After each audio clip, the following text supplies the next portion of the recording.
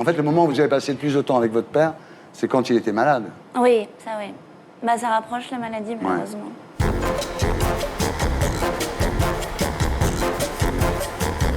Sarah Giraudot, rebonsoir. Rebonsoir.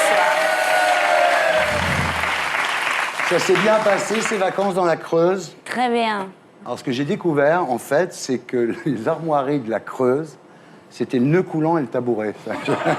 Je savais pas. C'est gay comme bled, non? C'est beau. Alors, vous êtes la fille de Bernard Giraudot et Annie Dupéret. Vous êtes donc double fille d'eux. Donc, ça vous énerve doublement, j'imagine, quand on vous en parle dans les interviews. Non, c'est juste que c'est un petit peu passé maintenant. Oui, c'est vrai qu'il y a un poids du nom dans une carrière. Par exemple, si on s'appelle Dutroux, c'est dur de travailler dans la petite enfance. Alors, vos parents se sont séparés quand vous aviez 6 ans. Oui. Ils ont su garder d'excellents rapports, mais vous avez très peu vu ensemble, en fait. Très peu, oui. J'ai presque pas de souvenirs de mes parents ensemble. Ouais. Mais c'est pas grave. Ouais.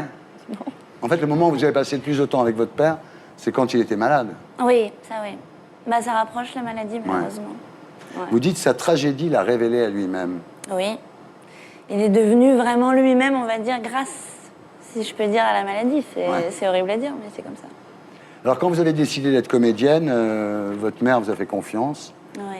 Votre père était plus réservé, hein? Il avait peur, ouais. Ouais. Il avait peur que vous souffriez. Ouais.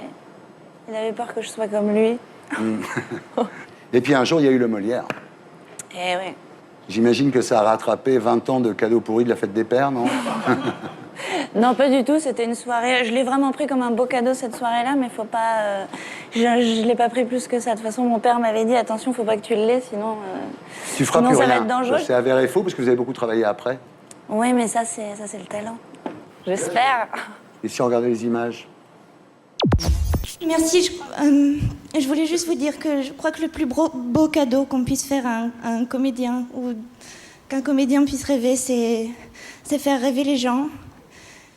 Et voilà, j'embrasse très fort mes parents, ma mère qui n'est pas là, mon père qui est ici ce soir, et j'en profite pour lui dire que j'attends le moment, je rêve du moment où il va remonter sur scène. Voilà.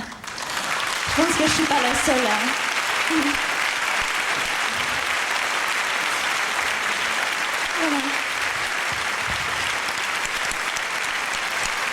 Je t'aime, papa.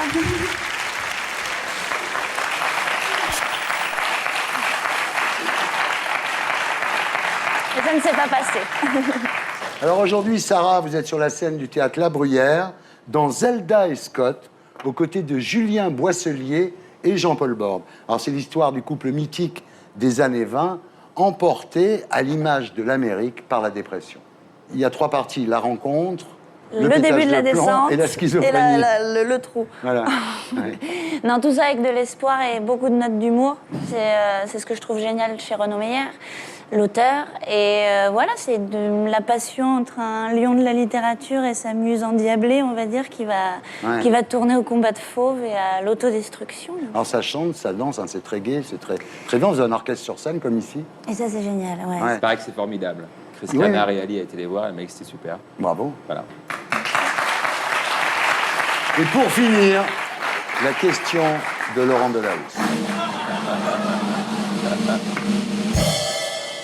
Sarah, pensez-vous que votre père serait fier de vous aujourd'hui? Beaucoup, je pense, bah oui. Ouais. Ah, c'est la question de Laurent Delahousse en même temps. Hein. Bah, je lui dirais ça, Laurent. Avec un œil peut-être un petit peu plus séduisant. Ouais. Vous voulez dire que vous seriez plus séduite par Laurent Delahousse que par moi? Oui, c'est ça. Certainement, oui, certainement. C'est ça que je veux dire. J'avais bien compris. Et pour être sûr de ne rien rater de Inarditube, abonnez-vous et mettez un pouce bleu.